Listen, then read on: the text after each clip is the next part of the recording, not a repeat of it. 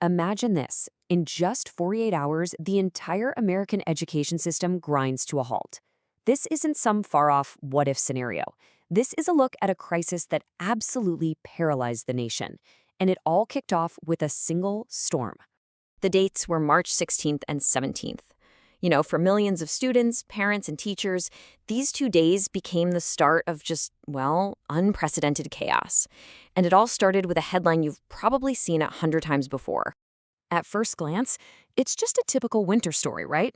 Chicago gets a blizzard, schools close. Happens all the time. But what looked like a simple local weather report was actually the first tremor of a massive, nationwide shutdown.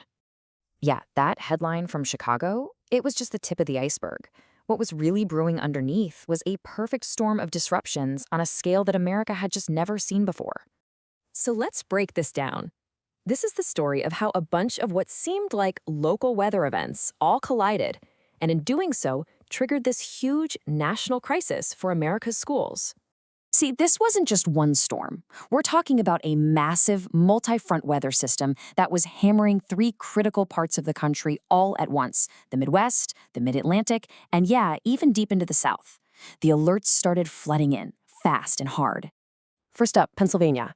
Dozens of school districts just go dark. They weren't just hit by snow, they were dealing with critical power outages, forcing a total shutdown. And then, hundreds of miles away in Georgia, you see a totally different strategy. Districts there, seeing what was coming, quickly pivoted thousands of students to remote learning, trying to get out ahead of the storm. And the nation's capital wasn't going to be spared. As these severe storms barreled down on D.C., officials had to order emergency early dismissals, which, as you can imagine, sent this huge wave of chaos across the entire metro area. Meanwhile, in Tennessee, yet another tactic: 2-hour delays. It was basically a gamble that they could wait out the worst of the storm. So you've got 4 states, 4 completely different responses, all scrambling against this one massive unfolding event. Now, when you pull the camera back from all those individual headlines, the true scale of this thing becomes terrifyingly clear. This wasn't just a snow day. This was the American education system under siege. At its peak, on a single day, you had at least 6 states, plus the District of Columbia, all experiencing major, simultaneous disruptions to their schools. Think about that. It was like a coordinated shutdown, even if it wasn't intentional. And all this chaos led to a completely fragmented response. There was no single playbook. Some school districts just threw in the towel and went for full closures. Others tried to gamble with delays. And a whole bunch of them, using the lessons from the pandemic, shifted over to remote learning. And this really left school administrators with an impossible choice. On one hand, a total shutdown means learning stops cold, and it creates a massive childcare crisis for working parents. But on the other hand, pivoting to virtual learning, while it keeps classes going, it also exposes those huge inequalities for students who don't have reliable internet. There were just no good answers here.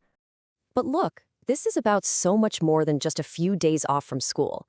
This shutdown created a ripple effect, with real consequences for every single American. And I mean whether you have kids in school or not. So what really happens when the school bells stop ringing across huge chunks of the country all at once? What are the hidden costs of a shutdown like this? Well, it kicks off this devastating domino effect. First, student learning gets disrupted. That forces millions of working parents to suddenly stay home, which completely upends their workday. And the final domino to fall? A real, measurable hit to economic productivity across the entire nation. All of a sudden, a snow day in Georgia is impacting a corporate deadline in New York. So, as the snow finally melted and the storms passed, they left behind this one profound unanswered question for the whole country.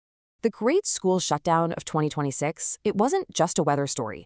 It was a national stress test, and it revealed some really critical vulnerabilities in our infrastructure.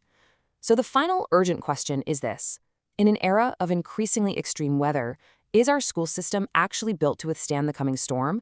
I really want to know what you think. Let me know in the comments, what is the single biggest weakness you see in the system?